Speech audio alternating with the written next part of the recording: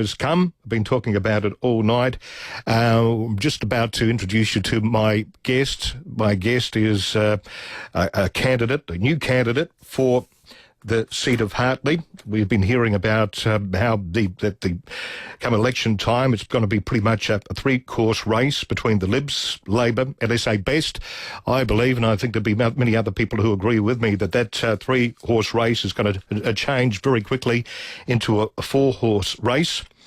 My guest, the person who will be running as a candidate, has been involved with local community groups and not just for profit organisations. She's been a successful businesswoman working in the family business since 2012 and a former managing director of a small business in the 1980s. She's been living locally in the Campbelltown Council area, specifically Hartley, for most of her life.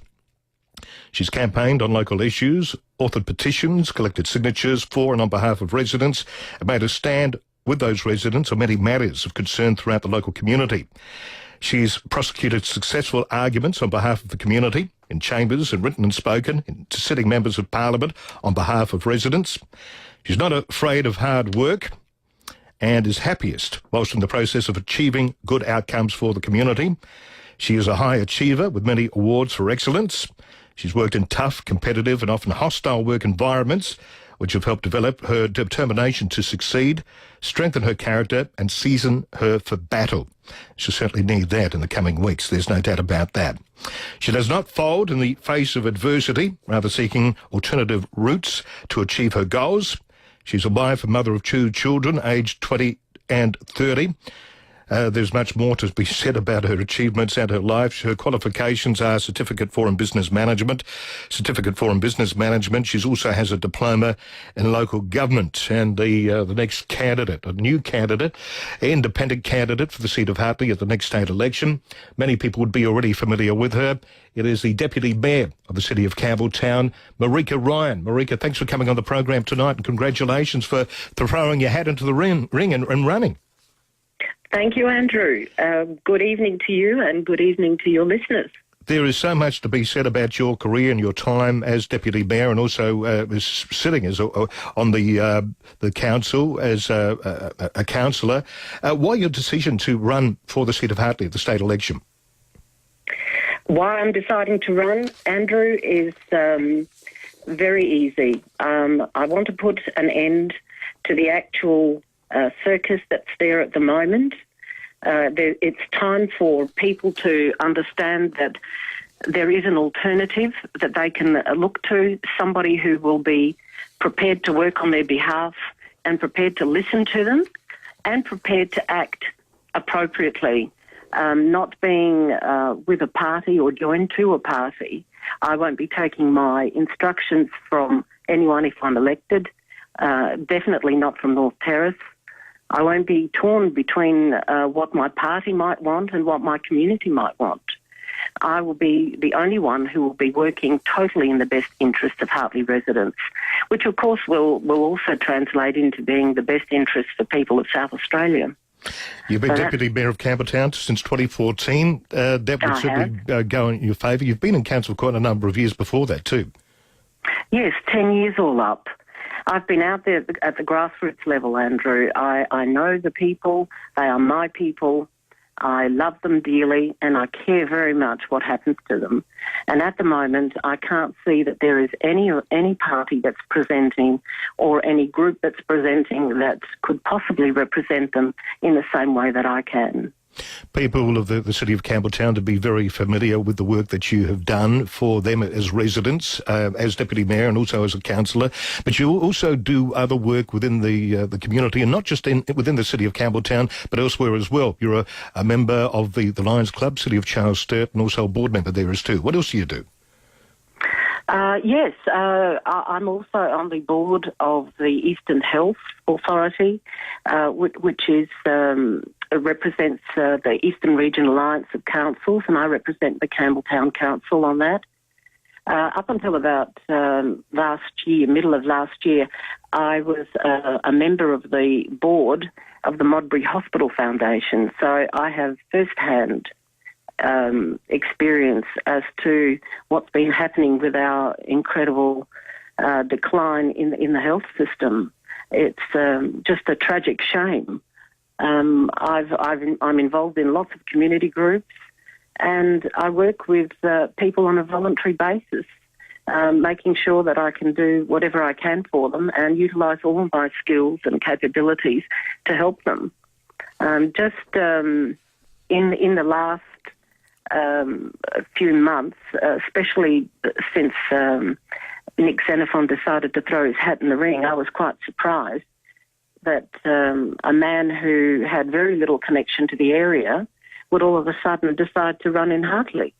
And that was bad enough. And then to make matters worse, not long after that, we heard that Grace Portalesi was going to run. Mm-hmm. And she is a former member, a member that made some promises in the last election, and they weren't honoured. The party that she represents, the Labor Party, did form government, and the election promises she made, which would have been expected to have been honoured, were not. So very disappointed. And when I looked at it, I thought, oh my goodness, we have a three-ring circus here. Yeah. We have a Liberal sitting member who is a lovely man, but young, inexperienced. Would you say he's inexperienced? He's been sitting there for a number of years now, and he's very, from what I understand, very hard-working. Oh, absolutely. Like I said, he's a lovely young man, inexperienced in life and not yet seasoned in terms of having to be in government and representing people, sometimes needing to go against what his party wants. I don't believe he would be able to do that. I think he will toe the party line, and that may not necessarily be in the best interest of the people he represents. So whilst he's been a sitting member of the last 4 years, he hasn't been in government. He's been with the opposition. So he has worked very hard. He's a lovely man. I mean, I have nothing against him. I have a very soft spot for him. He's the same age as my son. But what he doesn't have is the life experience, the experience in the area, the knowledge of the area that I have, and the years that I have been serving the community. He's been there for 4 years. I've been there for much longer. Like I said, 10 years as an elected member, 4 of which has been a deputy mayor. I have been on the front lines, working with people, working with the community, and trying to effect positive changes for the community. And it hasn't always been easy, Andrew, because we can only do so much at a local government level. Where the buck stops is at the state level, and that's where everything comes undone. Okay. I believe that I can... Sorry, go on. No, I believe I can further those wins that we've had on a local level and champion them on a state level. And nobody can do that like I can. All right. You've released a very comprehensive brochure, quite a few pages long, and it talks about what you support and what you oppose and why people should vote for you for the seat of Hartley as an independent. We're going to get to that in just a moment, but people who want to maybe ask you a question right now can do so. The number to ring is 8223 0000. Peter Manuel from Flag Australia has called in and I believe wants to wish you all the best for your candidacy. G'day, Peter Manuel, how you going? Yeah, good, Andrew, and Marijka, what a breath of fresh air. As you know, I haven't been too good lately, but just hearing this news has just really pepped me up. You're a woman with substance. You're a woman that speaks the truth. You care for the battler. You care for the mum and dad farmer. We've had quite a few talks about what's happening to us on the land with red tape, green tape, over-regulation, NRM issues. You've got your head around small business. Flag Australia would like to wish you all the very best, Marijka. We really do. If I was in Hartley, I'd vote for you. I've got friends that live in Hartley. I've got relations that live in Hartley, and I urge anybody that's got a friend or a relative, please vote for Marijka Ryan. She is an absolute beauty, and I wish you all the very best, Marijka. Thank you so much. That's very heartening. Good on you, Peter. Thank you very much for your call. It's 14 minutes after 9. 8223 0000 is the number to ring. I mentioned the brochure that Marijka has released in regards to what she supports and what she opposes. We're going to talk about that in just a moment and also take a couple of calls. Feel free to be interactive. 8223 0000. Anthony Mundine's had a bit of a trip recently. Homosexuality is forbidden. They're not going to be happy until you have primary school kids being gay. You've had a bigger lot of tosh in your life than that. 5AA Breakfast. Australia's most conservative Islamic people. At some point, these people would have to catch up with the modern world. David Penberthy and Will Goodings. Informing Adelaide. Weekday mornings from 6 on 1395. Adelaide's 5AA. In Adelaide, we love our life outdoors, and so does the team at Australian Outdoor Living. Chris is the man behind Australian Outdoor Living. G'day, David. Now, Chris, you clearly know a thing or two about the outdoors. We are dedicated to making backyards brilliant. We make our own blinds right here in Adelaide, and we stock and supply roller shutters, pergolas, decks, fiberglass and concrete pools. Artificial turf? Yes, from a perfect fairway green to a realistic lawn. Australian Outdoor Living really has the entire backyard covered. See everything they do at australianoutdoorliving.com.au. Do you need a shed, garage, carport, veranda or rumpus room? Do you need it strong, DIY or professionally installed? Olympic Industries offers superior design, strength and quality and the benefits of factory direct. There's never been a better time to buy with our shed and garage sale on now. Race into one of our display centres today or visit olympicindustries.com.au and save. For your outdoor home improvement needs, there's only one name to remember: Olympic Industries, built to last. The new SportsMed SA Stepney Healthcare Hub is definitely a game changer when it comes to healthcare. A state-of-the-art facility dedicated to injury prevention, treatment and rehabilitation rather than just being a quick fix specialist. And remember, SportsMed is not just for sports people. We can all enjoy the benefits of this incredible healthcare hub. It's even open on the weekends. Everything we need for better health is at the new SportsMed SA Stepney Healthcare Hub on Payneham Road. sportsmed.com.au. You know, it's ironic. And not in the Alanis Morissette kind of way. That the medium that allegedly doesn't have any pictures is one of the biggest digital and social media publishers in the country. Yeah, radio. With more likes, shares and retweets than loads of other publishers. Imagine what radio can do for your brand. Alive with likes. Oh, hello. Alive with followers.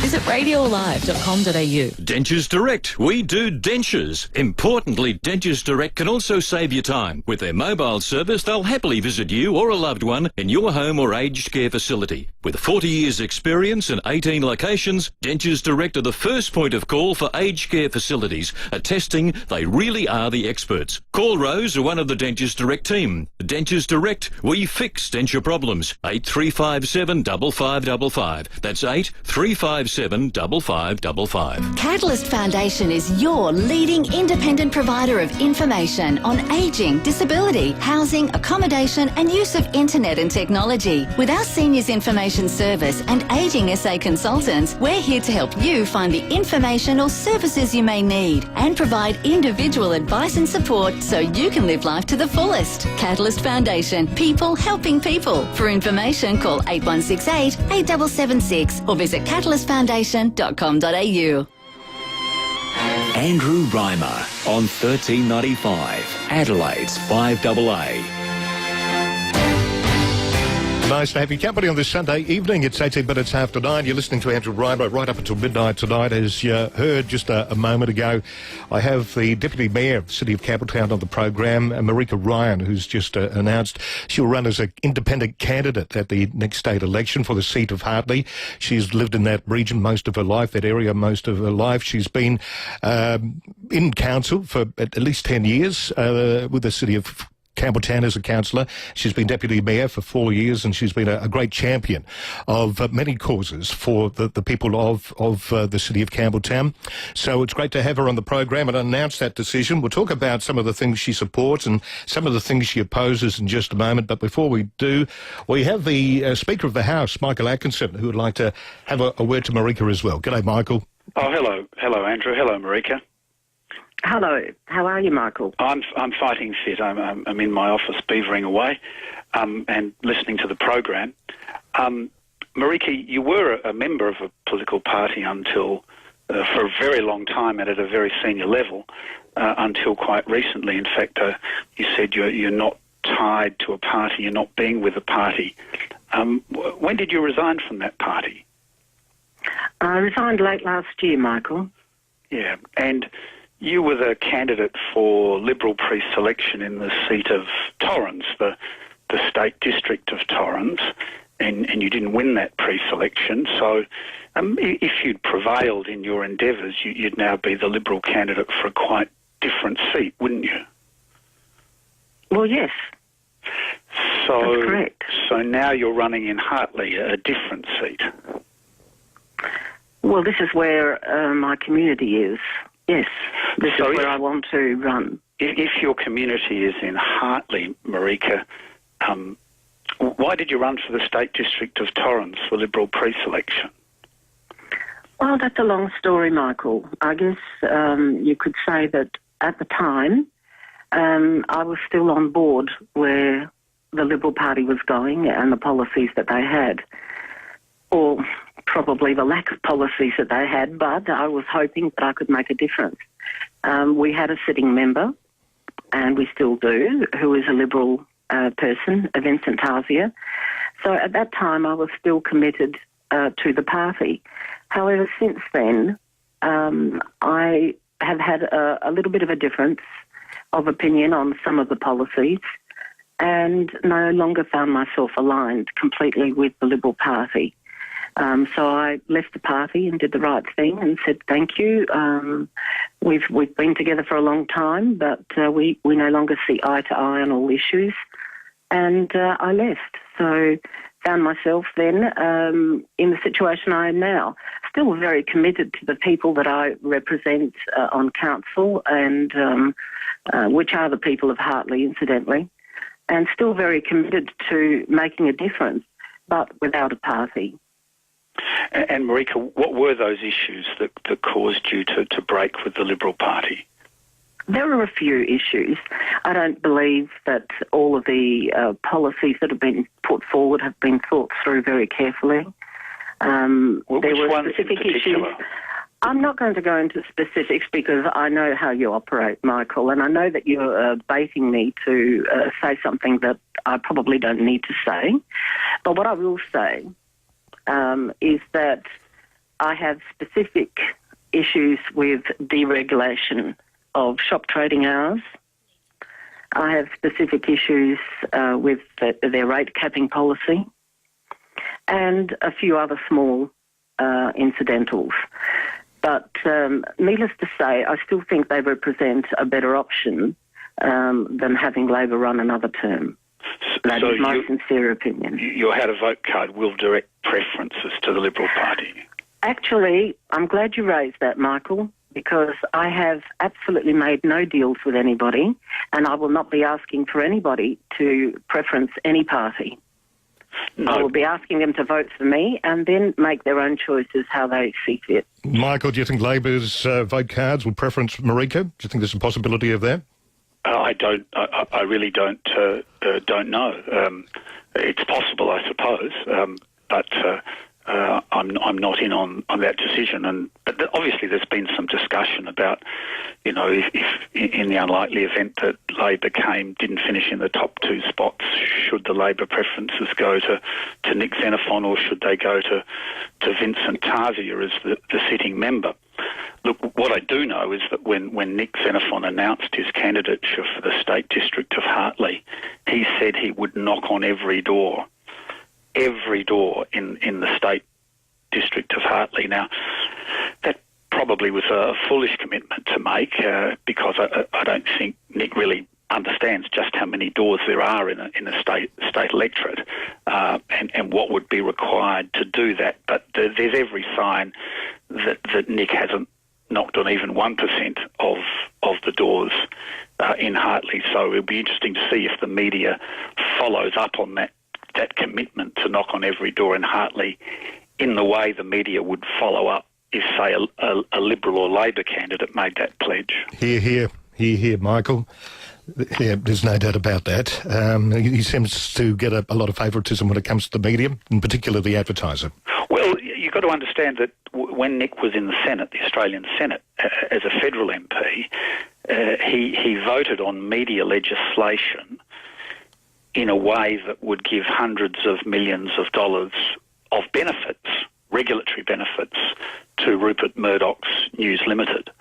So you have to take that into account whenever you pick up an advertiser report on Nick Xenophon. Michael, thanks very much for calling in to speak to Marijka. Good to talk to you always. Bye. All the best. Speaker of the House, Michael Atkinson, 1395 Adelaide's 5AA. You've got a question yourself for Marijka Ryan, Deputy Mayor of the City of Campbelltown. I suppose you'll be standing down from that position, or taking a holiday at least, while the election is going on now. Marijka. Oh, yes. Sorry, I didn't know you were referring to me. Yes, I will do the honourable thing to do. Obviously, I will take leave of council now that I have nominated, and I have informed our CEO already. And the morally correct thing to do, although not legally, required, is to stand down from the allowance. So I have requested already that of the CEO that I will not be taking any money during the time that I am working on this particular campaign. Okay, now when it comes to the things you support and the things that you oppose, give us three of each, your main platform when it comes to running. Okay, well, I have so many. I know you have so many. Ways. As I said, your brochure is very comprehensive. You leave no doubt about the things that you stand for whatsoever, which is great, and it's very clear, and it's also good that you've got so much experience when it comes to local government as well, to be able to take that into this campaign. Okay, well, what I basically support is a small, efficient and financially responsible government. I believe that policy reform needs to be applied in a major way to improve the situation that we have at the moment. We need to eliminate excessive spending on the government lurks and perks. We need to investigate what we can do immediately with the power providers. I think that the crippling costs of electricity at the moment is killing people. It's killing business and driving business interstate. It's ridiculous that we have the highest prices for all of our utilities. I also believe that we need an overhaul of government departments. We need to identify the waste, eliminate the duplication, eliminating the red tape, reducing the impossible conditions placed on South Australian business to do business here in South Australia. So I'd be looking for whole-scale changes, whole-scale reform, and that's going to take a long time. What people need to understand is the situation that the Labor Party has got this state in over the last 16 years is not going to be able to be unwound in 5 minutes. This is going to take years to effect, but it needs somebody dedicated who's going to start at point A and work through to point Z. We have to look at all the areas. The duplication, the waste is absolutely incredible. And, Andrew, I'm also very passionate about appropriate reimbursement for politicians. I think that there are far too many lurks and perks. The politicians take advantage of all of these very nice benefits that they have. I'd be looking to have changes made to those, realigning them with some appropriate non-government sectors, and I'm talking about the benefits also at the end of the term of a politician, where they seem to believe that they're entitled to taking the last fling holiday. All sorts of things like that. It's just ridiculous. One you haven't touched on yet, as far as what you support, and one point you haven't touched on yet, and I think it's going to be a very controversial point, is the disbanding of what you call the Dysfunctional Families SA and restructuring of the department with appropriately trained, security cleared and vocationally suited personnel. Yes, I think that department has got much to answer for. Been responsible for the breakup of many families, irresponsible in not responding. On the other hand, not responding to situations that have been flagged as critical, and children have perished. Children have been put in situations where they have been abused, sexually molested. And this is totally unacceptable. And the fact that these things are happening all the time and nothing's been done about it is beyond the scope of reasonable thinking on the normal person's part. We all ask ourselves, why do these things happen, and scratch our head. And we all agree and nod, this is ridiculous, this is disgraceful, and nothing's been done. Marijka, Really? I got a call from Andrew at Glenunga. G'day, Andrew. Good evening, Andrew. Good evening, Marijka. Good evening, Andrew. I was quite taken back what you said about the Liberal candidate, that at 30 years of age, he didn't have life experience or perhaps maturity to be in the position of being a Member of Parliament. Well, I'm 70 and I have children ranging from 47 to 30, and I think our 30-year-old daughter would be mortified if she heard that saying, and I think it would alienate a lot of the voters under 30 years of age. If you think that that's not a good age to be, and my question to you is, when do you get life experiences to stand for Parliament? What age? It's not a matter of age specifically, Andrew. It's Andrew, isn't it? Yes. Andrew, yes.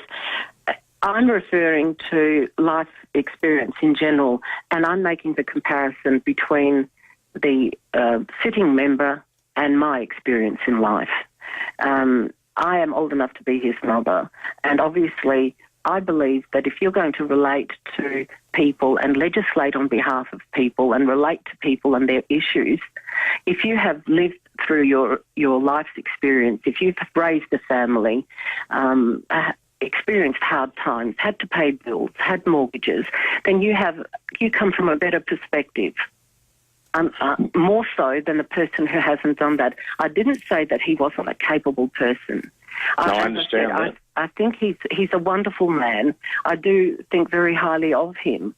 But I think to be in a position where you are representing people and you are going to be facing decisions where you have to make on behalf of those people, you have to bring more than just a degree or the keenness to work hard and the ability to knock on doors to the table. You have to bring value-added extras to the table. You have to be able to pull out something that others don't have and bring that to the table and make that count when you're debating in Parliament. I understand what you're saying. I don't have anything against young people. I think it's young people are critical. They represent our future, and it's critical to have their point of view. And it is good to have some young people in your team to be able to give you that perspective. But I'm not saying anything about that. My comparison is purely on what's best for Hartley right now with the candidates that present. And so at what stage in life would you have to be a successful politician? Because Natasha Stop-the-Spoiler was young. There's just one. And there's many brilliant young people around. They have lots of life experiences. I think you're underestimating. And I think, and I know you said he's a lovely guy. He's old enough to be your son, and my wife's 75, me 70. He could be our daughter, perhaps. I don't know how old you are. But you've got to understand, I think you've alienated yourself with a lot of under 30 voters in the area. Well, I would hope not. Andrew, to be honest, I have a great deal of respect for Vincent, and I have a great deal of respect for young people. I work with them, and I've also worked with them on council through the youth body that we have there.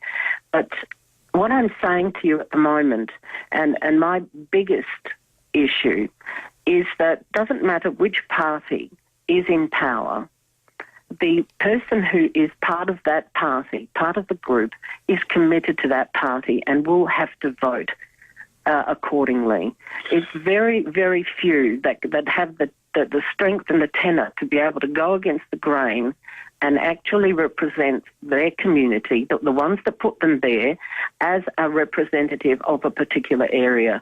If it goes against the party grain, he will not be able to do that. I agree with you wholeheartedly on that. And my final comment is I wish you well in your candidacy, but the one thing I've been voting since 1968 when it was 21, and I still think it should be 21 to vote, but that's not a subject.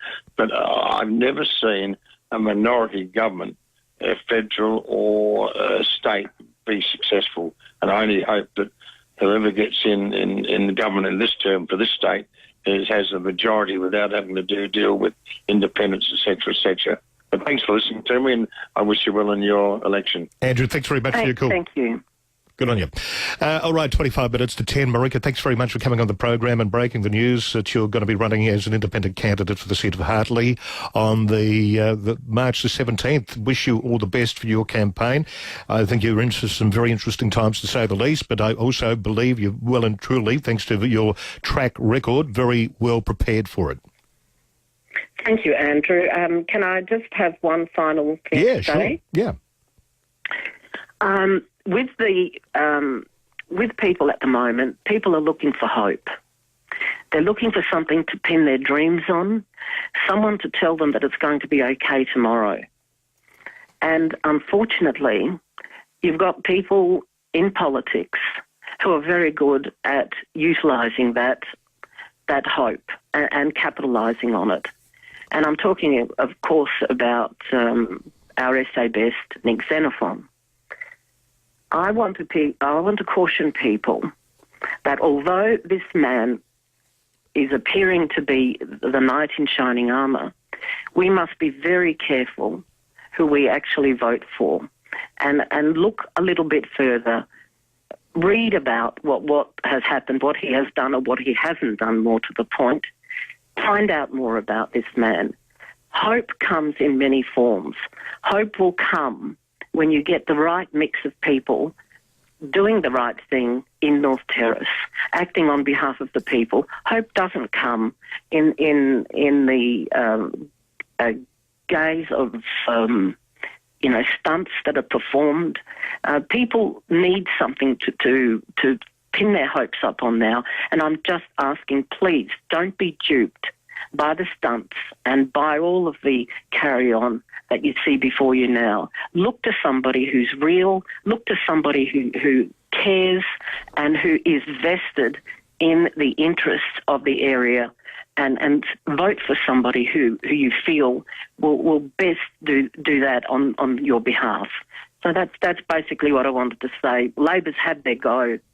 The Liberals are good, but there's still gaps in there, and SA Best is not the party to pin your hopes up on. So I hope that people will take it for what it is. I'm an honest person, and I believe that I can do the best job for them. I haven't let them down in 10 years, and I don't intend to let them down further.